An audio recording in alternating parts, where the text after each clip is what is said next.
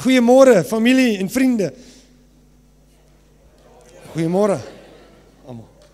Julle, ek voel die Here se teenwoordigheid net so kragtig, weet jy van julle nie? En ek bedoel dit as ek sê, God wil nie hê een van ons moet hier uitstap, dieselfde as wat ons hier ingestap het nie. God is in the business of transforming people. God is in die besigheid om mense nuwe name te gee, 'n nuwe identiteit, 'n nuwe krag, 'n nuwe vuur, 'n nuwe autoriteit. Dis wat God doen. Ons is besig met 'n reeks wat gaan oor die oorlog. Die oorlog, die groot oorlog. En baie mense lewe en dink dat, hoorie, as ek vermy die feit dat daar oorlog is, gaan die duiwel my uitlos. As ek my rug draai op hom, dan gaan hy my nie sien nie. Ek gaan my nie sien nie, want ek draai my rug op hom. Dit is soos, as ons pudding eet, ek love pudding, ons eet baie pudding, daar is altyd 'n rede vir pudding. Altyd. Nee? Woolies, Romeis, number 1. En, daar's 'n salwing op dit. En as ek Woolies Romeis skep, en ek skep vir my altyd die meeste, nee? En ek skep vir my, en ek skep vir my vrou, en ek skep vir my kinders, dan vra my vrou altyd, ek sê altyd, 'n groot lepel of 'n klein lepel? En my vrou is altyd, ek sê 'n klein lepeltjie asseblief, want dan hou dit langer. Want sy glo, dat as jy met 'n klein lepeltjie, klein happies vat, dan is daar eintlik meer. Maar die realiteit is, dit is nie meer nie, dis net kleiner happies.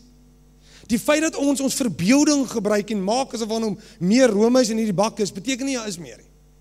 En die feit dat ons maak asof die vyand nie bestaan nie, die feit dat ons maak dat daar nie 'n oorlog is nie, dat daar nie 'n Satan, 'n Lucifer, 'n David is wat 'n vervalle engel was, wat gerebelleer het teen God en nou op aarde is om ons lewens te verwoes. Dis 'n assignment.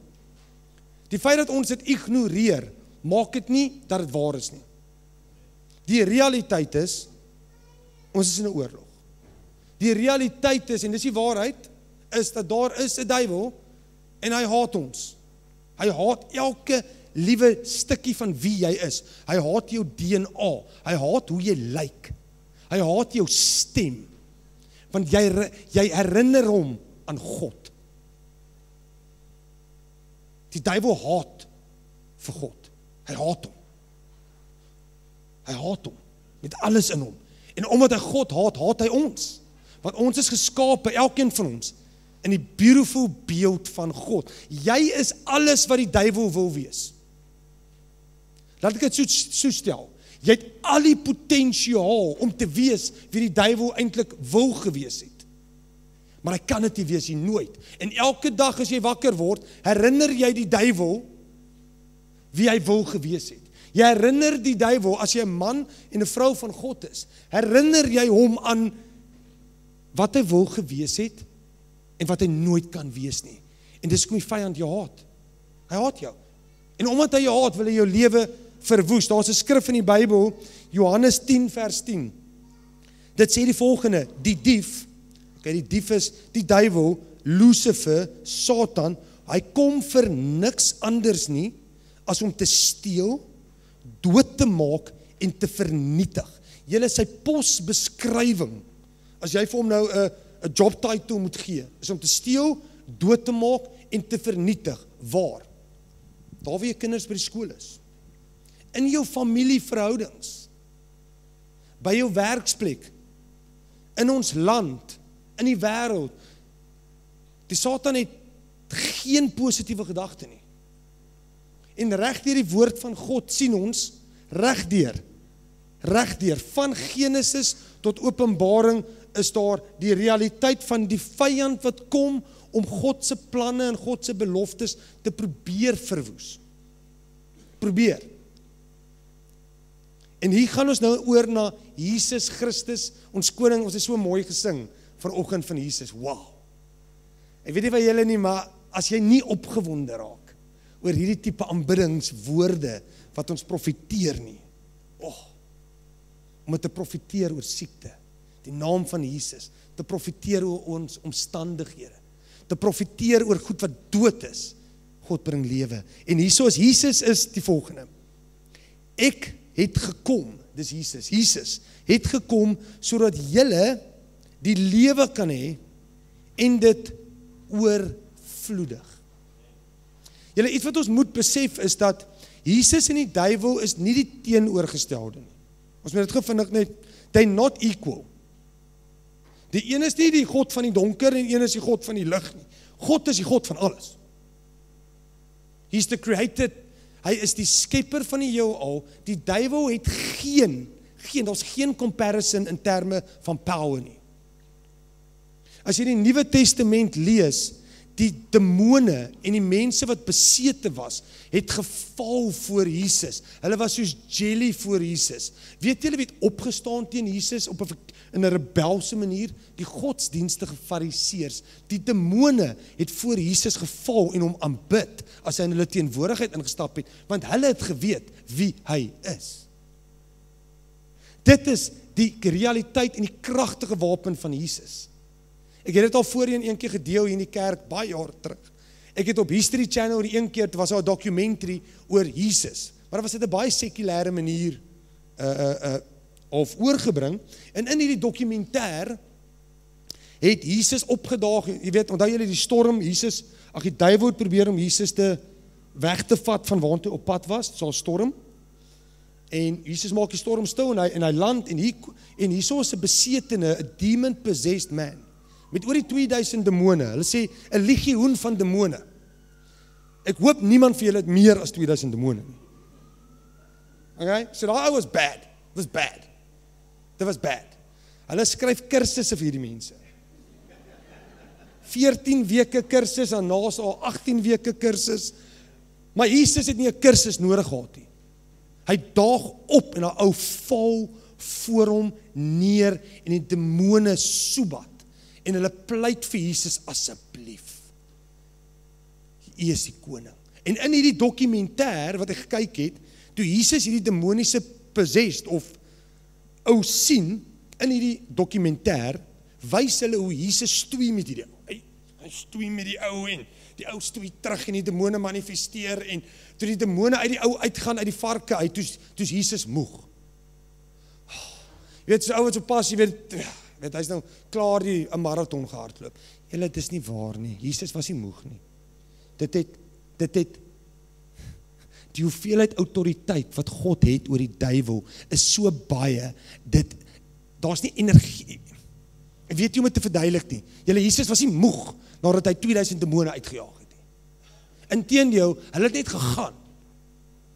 So vreesbevange was die duiwel vir Jesus Christus. Het laat my dink aan die disippels kom na Jesus toe, en Jesus gee vir die disippels al die autoriteit. So Jesus sê vir hulle, hoorie, gaan na die nasies toe, gaan maak die siekes gesond, gaan wek die dooies op, jaag die demone uit, spread the gospel of peace. En hulle gaan uit en hulle kom terug, en die disippels is baie opgewonde, want hulle sê, tot die demone gaan in die naam van Jesus. As die naam van Jesus gebruik het, demone, dan pak hulle. Hulle is opgewonde, want hulle sien die krag van die evangelie. Daai is veronderstel om ons alledaagse weke te wees. Ons moet Sondag hier by mekaar aankom, en ons sê, hoor, jy weet 'n getuienis, en 43 weer steek julle hande op, en sê, die demone het gegaan. Ek het opgedaag in die werk, en daai persoon, die demone het hom uitgedryf, en die demone het gegaan. Julle imagine, die getuienisse. Dis wat die disippels ervaar het, dis wat Jesus ervaar het, dis waartoe ons geroep is.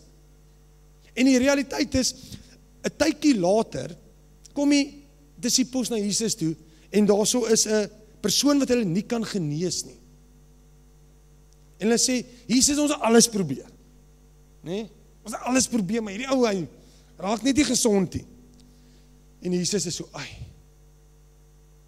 hierdie gaan alleenlik uit, deur vas en gebed. En ek gaan nou vinnig ingaan in sekere van die wapens wat ons het as die disippels van Jesus. Maar ons wapens wat ons het, om te stap in ons autoriteit, want wanneer ons weer gebore is daar 'n journey en 'n pad wat ons almal stap, om te groei in ons autoriteit in Christus, want ons het toegang tot al die autoriteit. Ons het toegang tot die volheid van die hemel, is waartoe ons access het. En hoeveel van dit elkeen van ons in ons lewens gaan toegang het tot, hang af van ons. Hoe diep wil ons gaan? Wie van ons is bereid om vandag te sê, Lord, I'm not leaving until you bless me. Soos Jakob 'n punt bereik het in sy lewe, waar hy gesê, Here, alles wat ek gedoen het, it doesn't work anymore. Ek gaan nie hier opstaan totdat U my verander nie. Hoekom? Want ek weet U kan. Hy het die einde bereik. Baie van ons sit hier vandag en dalk ervaar jy nie hierdie getuienis in jou lewe nie. Jy het dalk 7 jaar laas gesien 'n demoon vlug, 7 jaar laas gesien iemand word genees, of dalk nog nooit nie. Hierdie is jou oomblik. Ons het wapens in hierdie oorlog. Daar's iets in ons wat moet opstaan. Daar is 'n woede en 'n holy anger wat moet opstaan in elkeen van ons as gelowiges. As ons sien die duiwel steel. As ons sien die duiwel verwoes. As ons sien, dit is 'n holy anger wat maak dat ons nie in die vlees optree nie, maar in die gees. Dat ons in die gees nader tot God en sê, God, hierdie is nie oukei nie. Ek gaan vas, ek gaan bid, ek gaan dieper gaan, not on my watch. Hier in die Parel is ons die capital van aborsies. Not on my watch. Tiener swangerskap. Here, nee. Ons is die kerk, julle is lekker om Sondag by mekaar te kom, maar ons word geroep tot 'n army. Ons word geroep om wapens op te neem. Ek gaan nou vinnig daaraan aandra, maar moet 'n plek kom by elkeen van ons, waar ons 'n keuse maak. En ek voel dit is die roeping wat ek, of die roep wat ek vanoggend maak, vir ons as 'n gemeente. Dit is nie so 'n klomp amazing mense. Ek kyk hier om my en ek sê, wow, kom on, ek kan army toe gaan, met hierdie mense. Maar elkeen, ek sluit nou myself in hierso, elkeen van ons, kan potensieel vandag op 'n moment kom, waar ons sê, God, weet jy wat, dit is tyd vir my, om oor te gaan, na aksie toe. Dit is tyd vir my, om die wapens op te tel. So die vraag is julle, wat gebeur? Dit is 'n baie belangrike vraag, né? Wat gebeur, as ek, en as ons, nie ons wapens opneem nie? Wat gebeur, dit is 'n goeie vraag, né? Maar Jannie, daar is ander mense wat dit doen. Jannie, daar is hierdie ander ou, sy naam is hierdie preacher op TBN, hy doen dit. Angus Bakken doen dit, Jannie. Hoekom moet ek dit doen? 2 Samuel 11 vers 1 tot 2 is een van die hartseerste skrifte in die Bybel vir my. Dit is my so hartseer, want Dawid was 'n man na in God se hart. En daar staan in 2 Samuel 11 vers 1 tot 2 staan daar, in die lente, die tyd waarin die konings gewoonlik optrek om oorlog te maak, het Dawid op 'n keer vir Joab en sy soldate en die hele Israel uitgestuur. Okay, so die prentjie is, Dawid's 'n warrior. Dawid is 'n fighter. Maar in hierdie oomblik het Dawid besluit om die res van die army uit te stuur. En hy sit terug en hy gaan bietjie kyk, hy gaan bietjie inneem die glorie van die vrug wat hy al gekry het as koning van Israel. Ja, ek het mos maar my deel gedoen. Jannie, jy verstaan nie, Jannie. Ek het al jeugbediening gelei en Jannie, ek het al stoele uitgepak, Jannie, en ek het al koffie jy weet, ek het al my deel gedoen. Dawid het 'n plek van complacency bereik. Julle, dis wat het gebeur het. Dawid het begin glo die liedjies wat gesing word oor hom. Hy het begin, ek is nog nie bad nie, hoor. Ek is the anointed man of God. Lekker. Kom ek stuur die ander mense uit, né? Laat hulle 'n bietjie die prys betaal. Maar hy stuur die mense uit, hoor hierso. Hy stuur die mense uit wat hom, waar sonder hy kon hy nie daarbo gekom het nie, julle. Dawid sou nie gewees het in die paleis as dit nie was vir sy mighty men nie. Hy was nooit 'n lone ranger nie. Hy het 'n team gehad. En hy stuur toe hierdie team weg, want hy begin te glo, I've arrived. En daar staan, hulle het die Ammoniete verslaan en Rabba beleer, maar Dawid het in Jerusalem agtergebly. Eendag het hy na 'n middagslaapie opgestaan. Ek love middagslaapies. So, die skrif sê nie, jy mag nie middagslaapies neem, ek wil net duidelik sê. Okay. Neem dit net saam met jou vrou. Eendag het hy na sy middagslaapie opgestaan en op die dak van die paleis gaan rondstap. Van die dak af het hy 'n vrou sien bad. Sy was 'n baie mooi vrou. Dis wat die Bybel sê. Sy was 'n baie mooi vrou, nee. So ek neem aan die Bybel jokkie, sy was 'n pragtige aantreklike vrou. Wat gebeur hierson? Dawid moes in die oorlog gewees het. Dawid moes gefight het vir sy mense. Dawid moes sy rol as koning opgevat het en vir die mense onder hom gewys het wat doen 'n ware leier.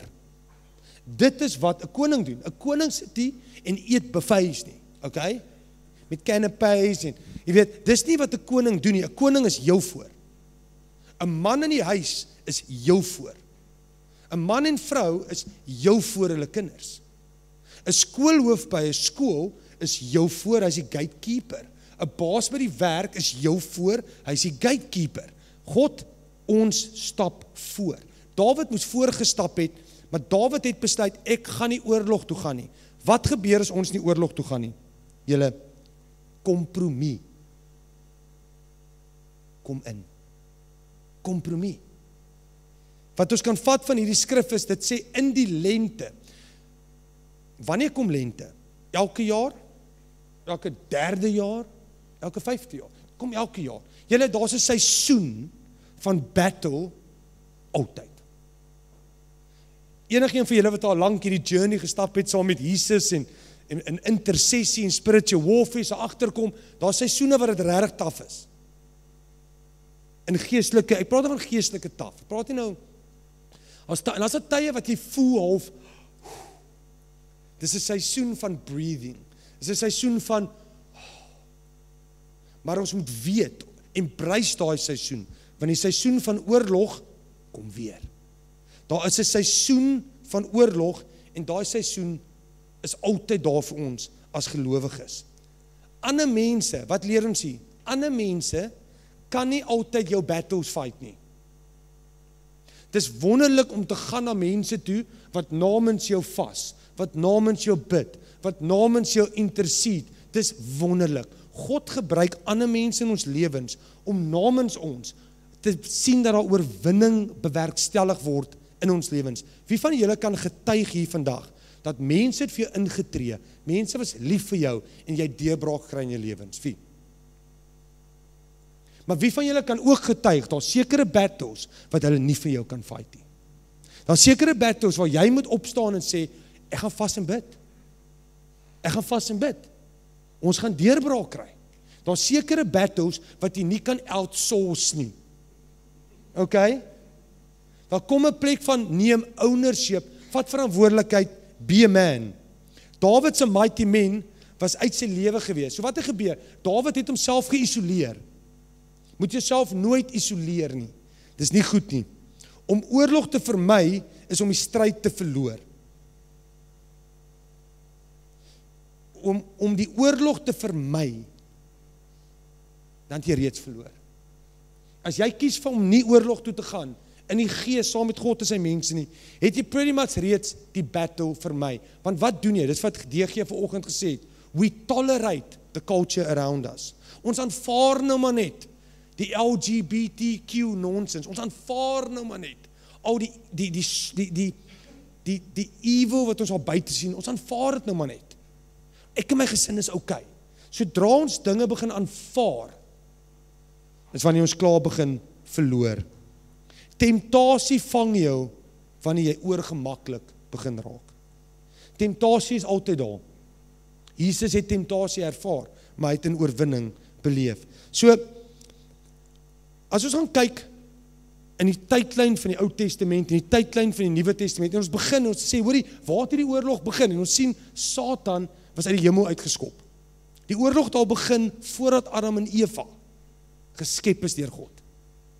Toe het Adam en Eva deur 'n moment gegaan, obviously, waar hulle die oorlog so 'n bietjie gemis het, bietjie gefail het, hulle was bietjie gemaklik, anyway, ons almal weet wat gebeur het.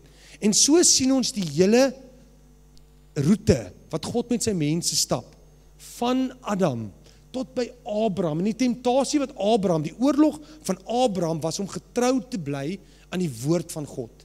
En om nie in te gee tot die vlees en sy eie manier te vind om God se beloftes te laat bewerkstellig nie. Dit was die groot stryd wat Abraham gehad het. En so sien ons vir Jakob en gaan aan, ons kom by Israel uit. En Israel is vir 400 jaar in Egipte. En in Egipte, iets wat dit is vir my so beautiful, God wou sy mense uit slawerny uitgekry het. En ons sien die 10 gebooie, julle spiritual warfare. If you've ever seen spiritual warfare, gaan lees weer die 10 gebooie. Daai 10 gebooie, weet jy wat het dit verteenwoordig? God se genade. Almal sien 'n aggressiewe God, nee.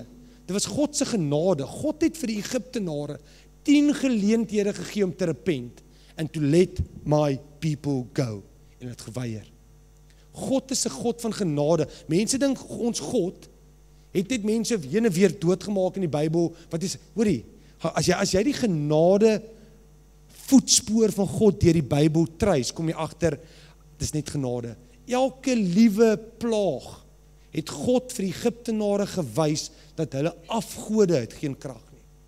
Elke plaag was letterlik God wat hulle afgod uitgetrek het en verneder het. En gesê het, ek is Yahweh, ek is die regte God. En so sien ons Joshua, wat in die beloofde land ingaan. En so sien ons, jy weet hoe Elijah, die profete van Baal, en hy staan man alleen saam met God in hierdie geestelike oorlogsvoering waar die Baal profete het al die profete van God doodgemaak. En daarso is 'n Jezebel en daar's 'n Ahab wat 'n baie evil koning was.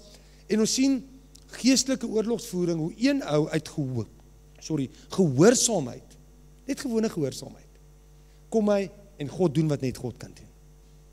God kom en hy verwoes die profete van Baal. En dan sien ons vir Elisha, is dit Elisa, ek is gewoon in Engels. Elisa, en dit is so 'n mooi prentjie van geestelike oorlogsvoering. Hy staan voor 'n weermag wat na hom toe kom.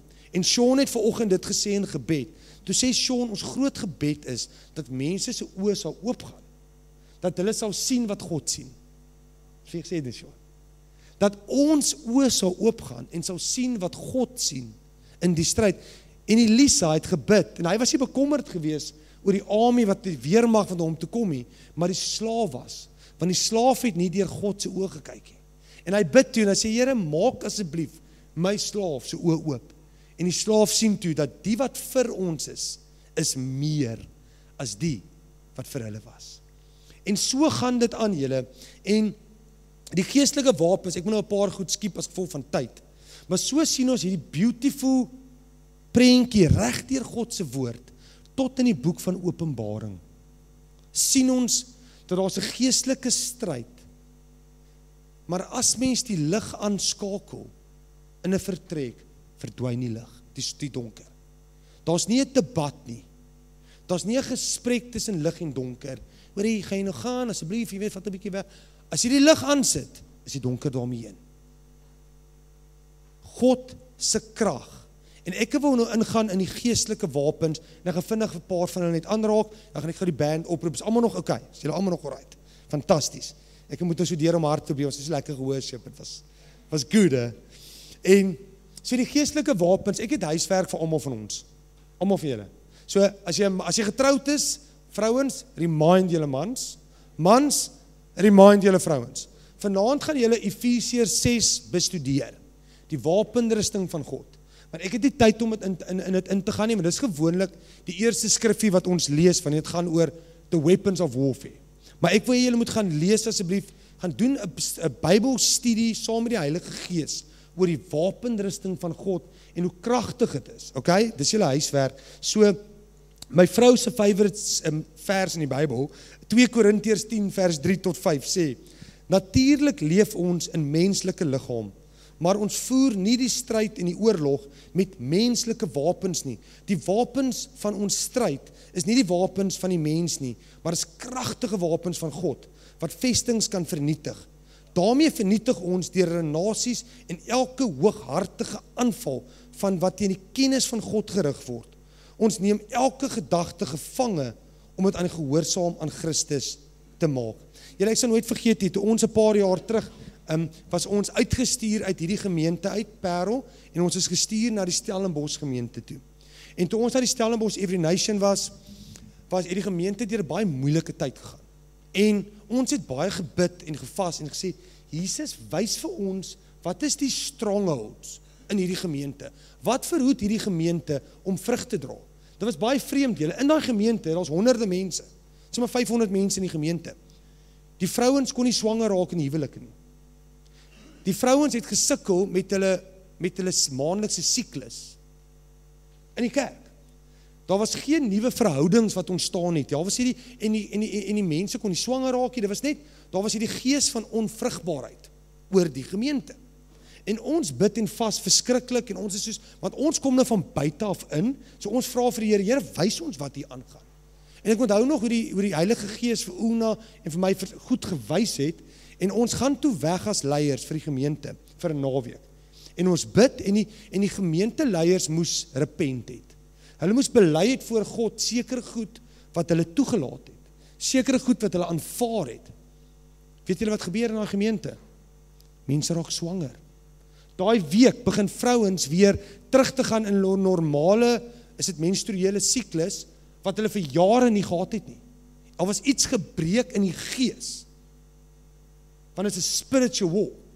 En daai week, het Una 'n geestelike, asseblief, maar nie wedding vir ons as, het Una 'n geestelike encounter gehad, waar 'n heks verskyn het aan ons in ons huis. Sy het ge-astro travel, sy verskyn aan ons, aan Una, en sy sê, wat soek julle hierso? Julle hoort nie hierso nie. Gaan weg, julle moet ophou bid. Hou op bid, julle moenie bid nie. Gaan weg. Wat soek julle hierso?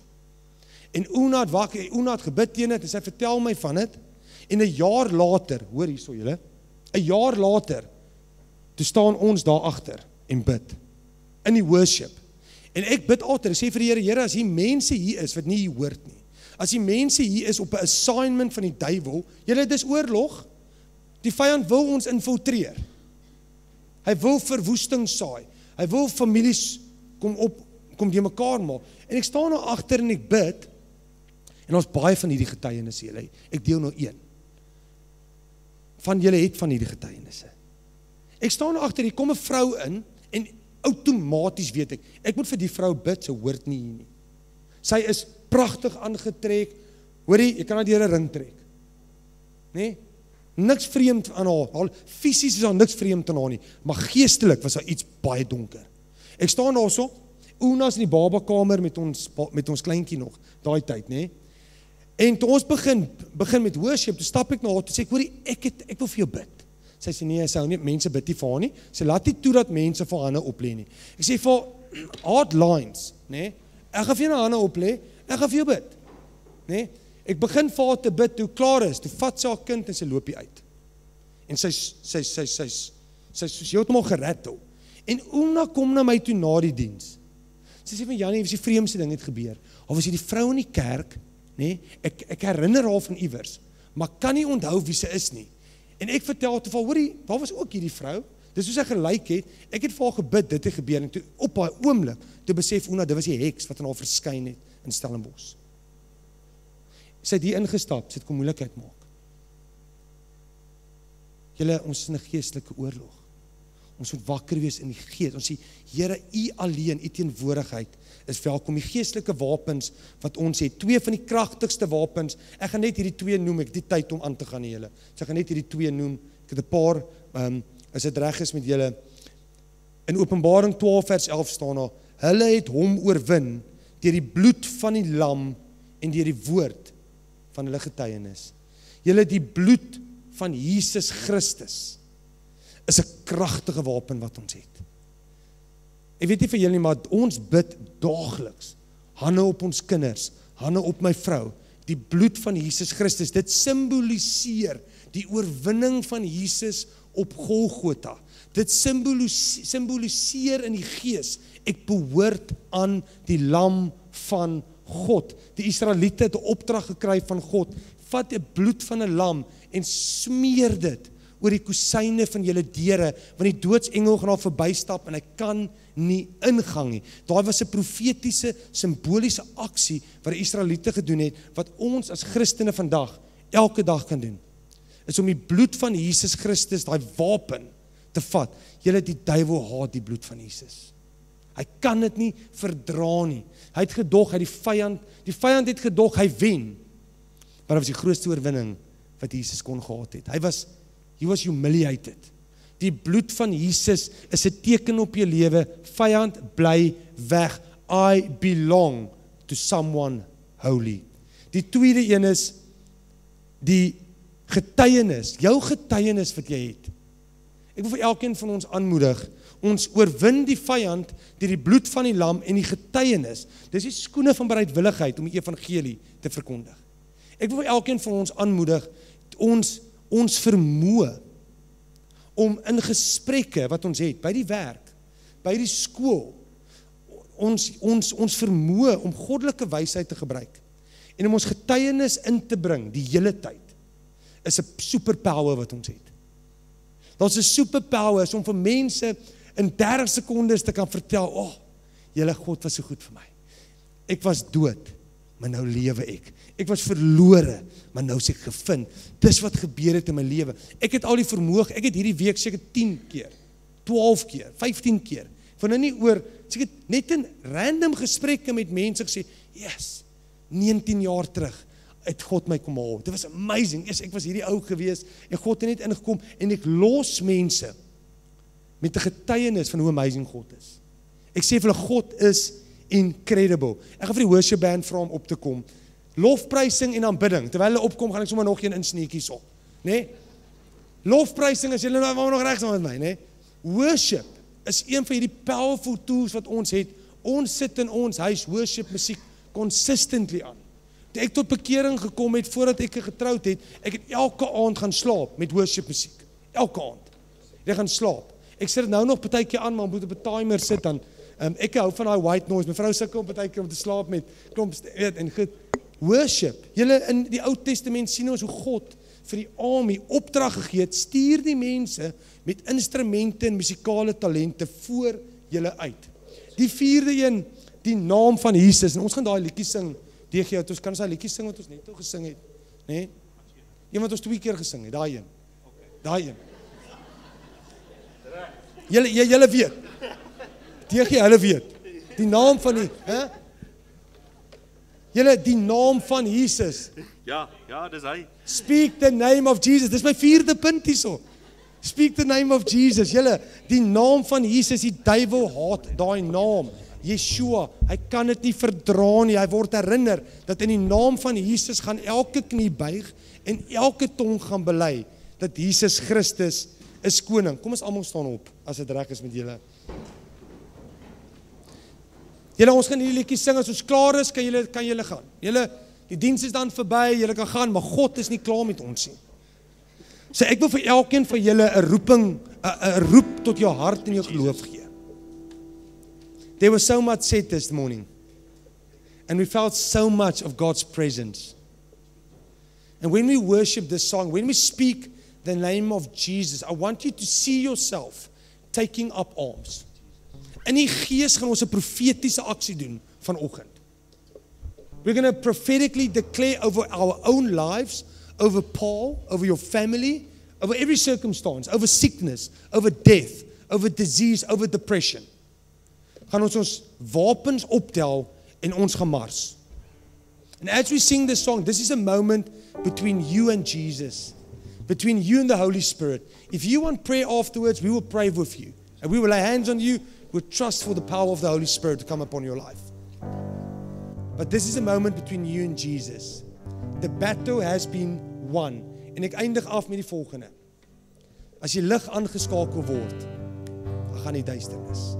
The battle has already been won. Let's remind the enemy that death has defeated him in Jesus' name.